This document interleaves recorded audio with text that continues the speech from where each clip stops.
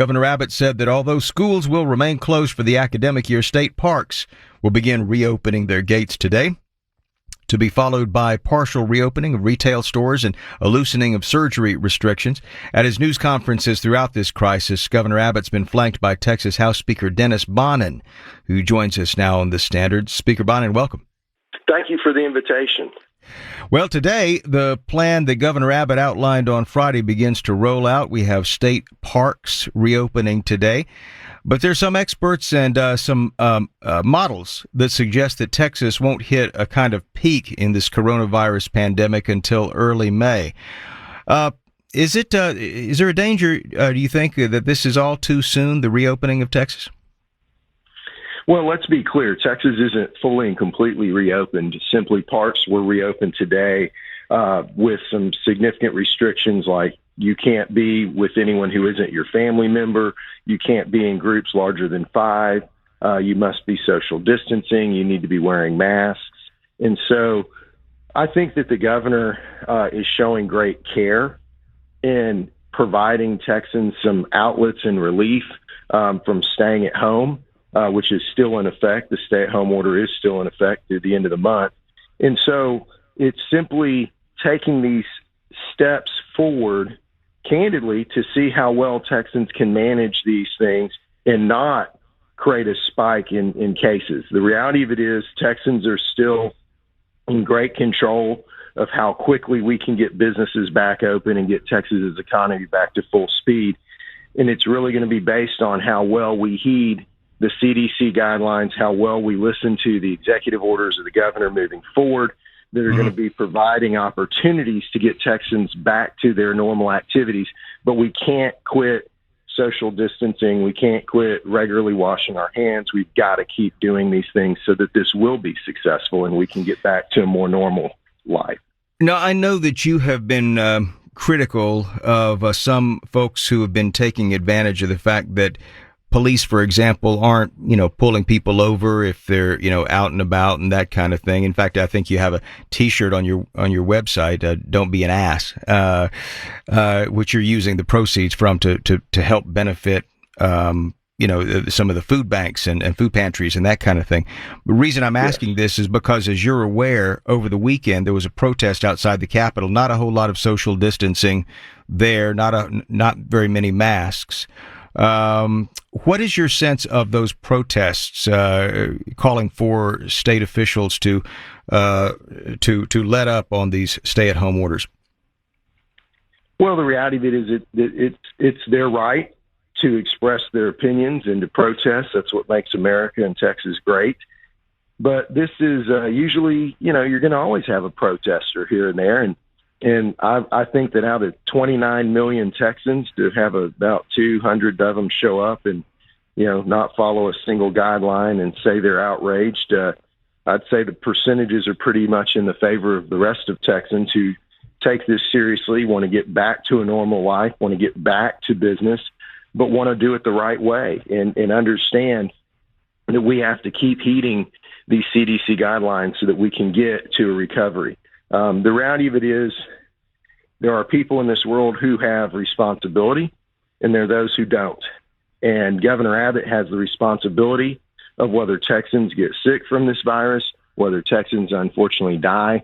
And it's hard when you're responsible, and it demands leadership, which the governor has shown, and it demands hard decisions. And when you're not responsible, you can go protest with your children and not social distance and not wear a mask and do whatever the hell you feel like.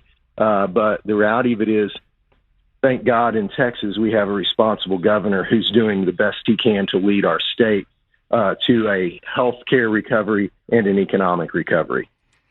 I get a sense, and I think a lot of other Texans are getting this sense too, that we're reaching, though, a critical point when it comes to the economy. I mean, there are some struggling hospitals in parts of the state where there's been a ban on non-essential medical procedures, and a lot of the surgeries that used to pay for keep those hospitals afloat. It's causing some real economic hardship. I understand on Wednesday there will be a loosening on the ban for non-essential medical procedures. What does that entail, and what about the issue of abortion there? Well, what it entails is, again, it leaves the discretion to the doctors. And so, again, Governor Abbott and the strike force that's been created are trying to get our economy back open and trying to do it in a responsible way to the healthcare concerns that we're dealing with, and making sure that those hospitals, small rural hospitals, some in urban settings, are able to be economically viable while being conscientious and safe from a healthcare standpoint. So they're going to have a loosening of the restrictions on the elective surgeries. Again, one of the mistakes that was made during this entire time is that, quite candidly, doctors had discretion. And I think a lot of people just got nervous and scared and just said, well, let's just not do any. Always doctors had the ability to make a decision about what was medically necessary and do an elective surgery if they found it necessary. That is, even greater discretion is given to the doctors starting this week. They're able to do those procedures as long as a hospital, a medical office can provide PPEs and safely conduct business and do these procedures. They are free to go forward and do those things as long as they can do it safely. Was the non-essential, initially Ken Paxton, the state attorney general, had weighed in on abortions being non-essential. Where does that stand now?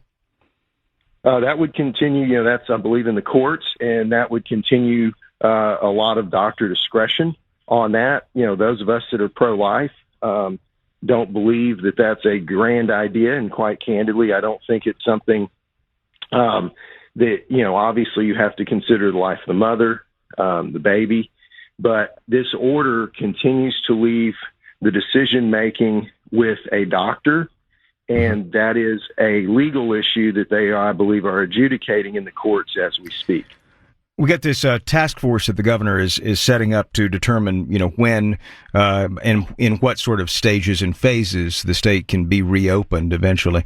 What if local governments or cities or mayors don't feel like they can adhere to the timetable that the governor comes up with? Will the governor's orders preempt what those state and local communities want to do, or what? How are y'all thinking about that? Well, first off, through the strike force, there is great communication that will occur and has occurred with local communities.